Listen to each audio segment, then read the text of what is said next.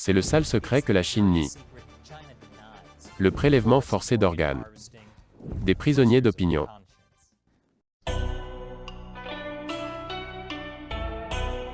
Bienvenue à Chine non censurée. Je suis Chris Chappell. Il y a un film sur Netflix appelé The Laundromat.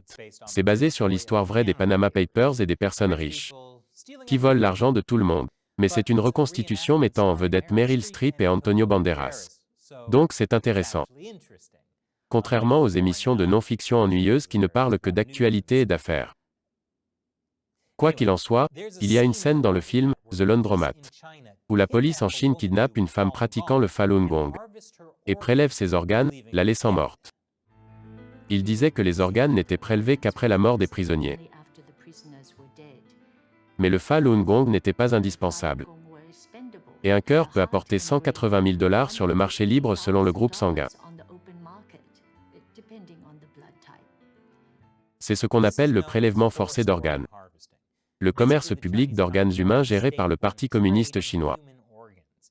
Et maintenant qu'il a été dans un film de fiction avec des grandes stars, il semble en quelque sorte beaucoup plus réel. Les victimes du prélèvement forcé d'organes en Chine seraient des prisonniers d'opinion. Cela signifie qu'ils sont des dissidents politiques et religieux, comme les pratiquants de Falun Gong et les Ouïghours. Les responsables chinois nient l'existence d'un système de prélèvement d'organes géré par l'État. Il y a quelques années, ils ont admis avoir utilisé des organes de prisonniers exécutés. Ce sont des personnes qui ont été condamnées à mort pour avoir commis des crimes. Mais ils affirment que depuis 2015, le système officiel de transplantation de la Chine a cessé d'utiliser des organes de prisonniers exécutés. Mais les responsables chinois n'ont jamais admis qu'ils utilisent des organes de prisonniers d'opinion, même s'ils le font encore. Rappelez-vous, les prisonniers d'opinion sont arrêtés pour leurs croyances, pas parce qu'ils ont commis des crimes réels.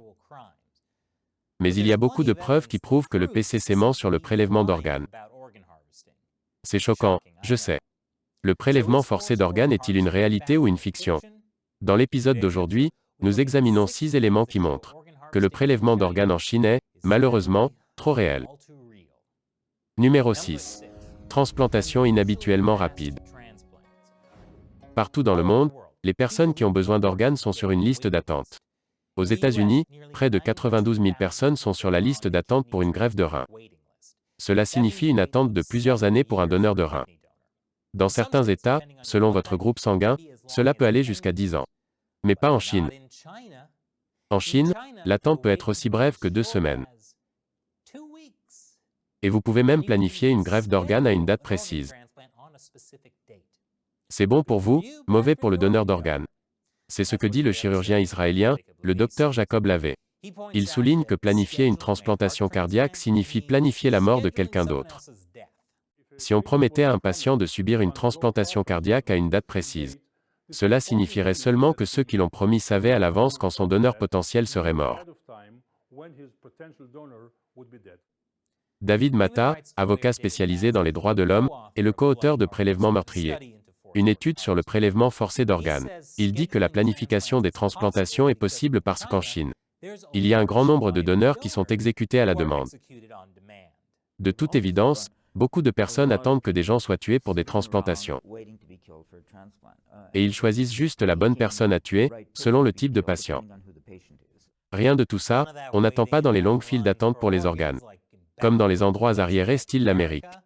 Le Parti communiste chinois comprend l'offre et la demande, avec des spécificités chinoises. Numéro 5.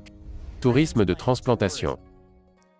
Un journaliste de la BBC s'est rendu dans un hôpital de Tianjin City, en Chine, et a interviewé un patient coréen venu en Chine pour un nouveau foie. J'ai entendu dire que vous avez eu une greffe. Exactement. Alors combien de temps avez-vous attendu? 2 mois. 2 mois? Oui, 2 mois.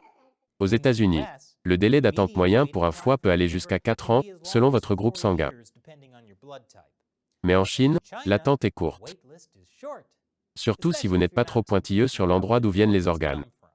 Eh bien, le gouvernement fait semblant de ne pas être au courant. Mais en Chine, les organes arrivent facilement. Je ne sais pas d'où ils viennent. Il leur faut juste 2 heures pour apporter des organes frais ici. Nous sommes si heureux d'avoir un donneur, car cela devient de plus en plus difficile. Un rein coûte 130 000 $ américains. Voyager dans des pays étrangers pour acheter des organes s'appelle le tourisme de transplantation, et ce n'est pas donné. Un rein, 62 000 $. Un foie, 150 000 $. Et un cœur, entre 130 000 $ et 160 000 $. C'est ce qui ressort d'une liste de prix officielle de 2007. Sur le site web du China International Transplantation Network Assistance Center. Un courtier en organes de Shenyang. Le site web a ensuite été fermé. Mais à l'époque, l'activité chinoise de transplantation d'organes était en plein essor. Les hôpitaux vendaient des organes et faisaient des offres pour faire venir des touristes depuis l'étranger pour une transplantation, comme l'hôpital des maladies rénales de Kunming dans le Yunnan, qui a dit aux clients potentiels qu'en cas d'échec, nous allons continuer à effectuer des greffes jusqu'à ce qu'elles soient réussies. Et n'allons pas facturer pour les chirurgies répétées. Ethan Gutmann, auteur de The Slaughter, l'histoire intérieure de l'activité chinoise de transplantation d'organes, dit qu'il y a un lien terrifiant entre le tourisme de transplantation et les dissidents emprisonnés. Il s'agit de la récolte d'organes vivants. Le Falun Gong principalement. Mais aussi les Ouïghours, les Tibétains, les chrétiens des églises de maison. Ce sont les groupes qui ont été ciblés depuis le début et qui continuent d'être ciblés. Nous ne voyons pas de fermeture d'hôpitaux. Nous ne voyons aucun centre de transplantation en difficulté. En effet, nous voyons le contraire. Nous voyons des programmes de construction, des centaines d'hôpitaux, et c'est devenu leur pain et leur beurre, le pilier économique de leur profession. Oui, pour les hôpitaux chinois, c'est leur pain et leur beurre. Avec du foie par-dessus. Numéro 4. Les fausses données de transplantation en Chine. Le vice-ministre chinois de la Santé Wang Jiefu est en charge du système chinois de transplantation d'organes. En 2015, il affirmait qu'il y avait 10 000 transplantations d'organes par an en Chine. Mais le vrai chiffre pourrait être 10 fois plus élevé. Nous ne voyons pas 10 000 greffes par an en Chine, mais plutôt de 60 000 à 100 000 greffes par an en Chine.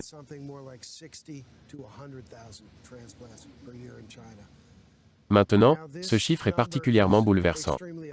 Nous n'avons littéralement aucune idée d'où vient l'approvisionnement de ces organes.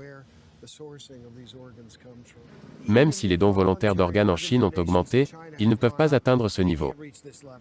En soutenant un petit nombre de transplantations, la Chine détourne les questions inconfortables sur la source des organes.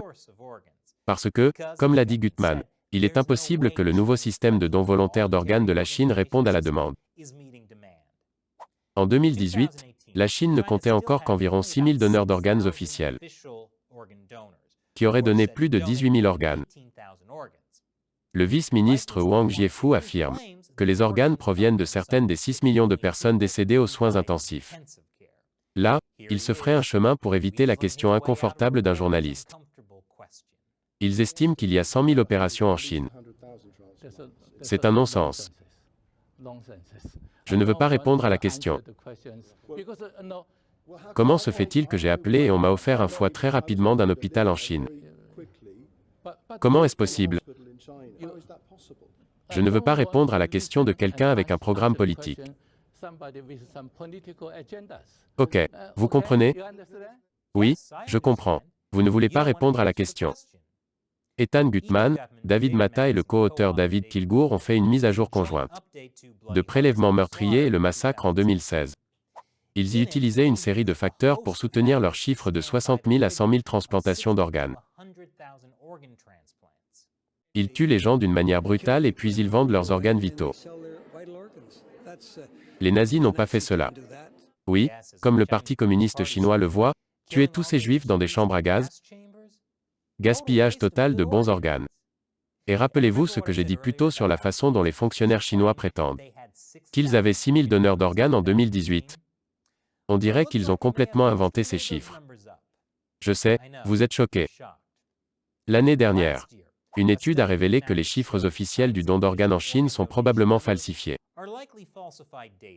Comment les chercheurs ont-ils calculé cela? En faisant des maths de base. Ils ont constaté que les données en Chine liées aux donneurs volontaires décédés, les greffes de reins et les greffes de foie, sont conformes à 3 équations quadratiques presque parfaites. Oui, des équations quadratiques. Désolé pour le flashback à l'algèbre du lycée. Les points de ce graphique montrent les données officielles chinoises sur les transplantations. Les lignes représentent la formule quadratique. Selon les chercheurs, les données ont divergé de la formule de moins de 0,08%. Comme l'ont dit les chercheurs, nous croyons que l'hypothèse selon laquelle ces chiffres sont apparus par hasard, ou comme une coïncidence, des dons d'organes qui ont lieu à travers la Chine, exigerait une séquence irréaliste et invraisemblable d'événements persistants pendant 7 ans. Donc, en résumé, les fonctionnaires chinois mentent au sujet de leur nombre de greffes d'organes et essaient d'employer des maths de lycée pour camoufler tout ça. Ok, Monsieur Simmons, vous aviez raison. J'utilise l'algèbre dans la vraie vie. Numéro 3. Témoignage du médecin. L'une des façons dont les journalistes et les militants recherchent des preuves du prélèvement forcé d'organes est d'appeler les hôpitaux en Chine. Un groupe d'enquêteurs dirigé par l'ancien médecin Wang Ziyuan s'est fait passer pour des membres de la famille de patients. Dans un appel, un médecin a admis avoir des organes de prisonniers d'opinion. Est-ce le directeur Song? C'est moi, allez-y. Son médecin a dit qu'ils ont une très bonne source de reins. Ils pratiquaient le Qigong. J'ai demandé quel Qigong, il a dit Falun Gong. Ils ont dit que ceux qui pratiquaient le Falun Gong avaient une meilleure santé. Nous avons aussi ce genre de cas, nous avons aussi ce genre de corps. Les sources qui respirent encore, qui ont des battements de cœur, nous les avons aussi. On dit que les organes des pratiquants du Falun Gong sont en demande. Parce qu'ils mènent des modes de vie sains. Ce qui est un bon rappel pour tout le monde vivant en Chine. Juste pour être sûr, vous devriez probablement adopter un mode de vie extrêmement malsain. Dans un autre cas, une femme qui se faisait appeler Annie a dit que son ex-mari, un chirurgien, avait récolté des milliers de cornets chez des pratiquants de Falun Gong. Elle a dit que les victimes ont été tuées et leurs corps incinérés. Mon ex-mari m'a dit que la plupart d'entre eux avaient des corps sains. Quand leurs organes ont été prélevés, ils respiraient encore. Après le prélèvement de leurs organes, leurs corps ont été jetés directement à l'incinérateur sans laisser de traces. Pas de corps, pas de crime. Walter White serait si fier. En 2018, un pratiquant du Falun Gong nommé Yu Ming s'est fait passer pour un patient qui recherchait une greffe d'organes et a filmé secrètement ses discussions avec des médecins en Chine. Il a publié les vidéos plus tôt cette année après s'être échappé aux États-Unis. Il s'agit d'une conversation avec un médecin qui dit qu'il a fait plus de 500 greffes de foie. L'hôpital de la police armée peut maintenant faire ce genre d'opération. L'hôpital militaire de Pékin peut aussi le faire. Je suis actuellement responsable de la greffe du foie de l'hôpital international de l'université de Pékin. Dans l'hôpital de la police armée, les organes sont garantis. Il y en a un aujourd'hui. Vous n'êtes pas un journaliste, n'est-ce pas? Vous n'avez pas l'air. Nous sommes très sensibles à cela. Yu demande également aux médecins d'obtenir un foie de quelqu'un qui pratique le Qigong. Le Falun Gong est un type de Qigong. Quelqu'un m'a dit que si vous cherchez une greffe du foie, cherchez juste des foies de personnes qui pratiquent le Qigong, puisque leurs organes sont en bon état. Oui, selon l'état du patient. Si vous pouvez attendre, vous pouvez prendre le temps de choisir. Chaque fois qu'un organe arrive, je vous informerai et vous pourrez choisir le meilleur. Vous pouvez voir, la qualité de ce foie est très bonne. Regardez ce foie, c'est le meilleur foie de tous les temps. Et comment pourriez-vous dire non au meilleur foie de tous les temps? Numéro 2. Témoignage. L'auteur Ethan Gutmann a interviewé beaucoup de dissidents chinois après leur sortie de prison. Et il décrivait souvent la même tendance à subir des tests médicaux bizarrement spécifiques. Vous savez, entre les séances de torture. J'ai été sévèrement torturé, mentalement et physiquement. Dans le même temps, ils ont emmené tous ces pratiquants de Falun Gong à l'hôpital le plus proche. Et ils ont des contrôles corporels réguliers. Cela comprenait des radiographies thoraciques. Le foie a été vérifié par échographie et des analyses de sang. Tous les 3 mois. Un autre ancien détenu, qui a également décrit des tests médicaux similaires, a ajouté que les prisonniers ont été battus de manière à éviter des dommages aux organes internes. Ils vous forcent à renoncer à votre croyance et si vous ne le faites pas, ils vous battaient. Ils choisissent des endroits comme vos jambes, vos bras et vos hanches. Mais vos zones d'organes, ils ne les touchent pas. C'est vraiment gentil de la part du Parti communiste. Même s'ils vous enferment, vous font faire du travail forcé, et vous battent constamment. Ils se soucient toujours de votre santé. Au moins la santé de vos organes. Et le numéro 1. Tribunal indépendant. Pendant plus d'1 an, un tribunal indépendant a enquêté sur les allégations de prélèvement forcé d'organes. Nous avons convenu de créer un tribunal indépendant avec un certain nombre d'autres éminents collègues. et de faire toute la lumière sur un endroit très obscur. Voici le China Tribunal avec Sir Geoffrey Nice. C'est lui qui a dirigé la poursuite du dictateur serbe Slobodan Milošević pour crimes de guerre, devant le tribunal pénal international pour l'ex-Yougoslavie de l'ONU. Le tribunal a parlé à des experts, interrogé des témoins et pesé tous les éléments de preuve. Qu'ont-ils conclu? Eh bien, je vais vous épargner des mois de trucs ennuyeux et aller droit au but. Vous voyez ce que j'ai fait là-bas? C'est pour cela qu'ils ne m'ont pas invité à témoigner. Quoi qu'il en soit, le tribunal a conclu que le Parti communiste chinois est coupable d'avoir forcé le prélèvement d'organes sur des prisonniers d'opinion.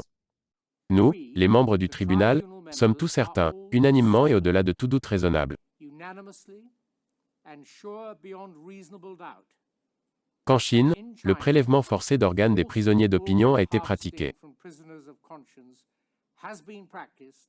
pendant une longue période concernant un nombre très important de victimes. C'est-à-dire, depuis des années, le régime chinois tue des gens pour leurs organes. Je sais, cela a l'air mauvais. Mais d'un autre côté, ils en sont également coupables depuis longtemps et gagnent des milliards et des milliards de dollars. Et vous savez ce que cela signifie? La Chine présente une énorme opportunité pour les investisseurs en ce moment. Alors, que pensez-vous des 6 éléments qui montrent que le prélèvement forcé d'organes en Chine est bien réel? Laissez vos commentaires ci-dessous. Et j'espère que vous pouvez soutenir Chine non censurée en nous soutenant par le biais du site de financement participatif Patreon. C'est patreon.com/Chine Uncensored. Encore une fois, je suis Chris Chappell. À la prochaine.